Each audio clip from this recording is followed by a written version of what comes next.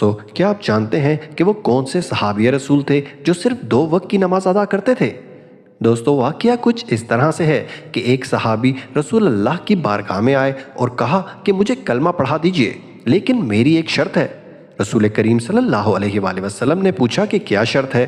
انہوں نے کہا کہ حضور، میں کلمہ تو پڑھ لوں گا، لیکن میں صرف 2 وقت کی نماز ادا کروں گا، کیونکہ 5 وقت کی نماز میں پڑھ نہیں سکتا۔ وہاں پر موجود تمام صحابہ کہنے لگے کہ یہ کیسے ہو سکتا ہے؟ اگر کوئی 5 وقت کی نماز ہی ادا نہیں کرے گا تو مسلمان ہو ہی نہیں سکتا۔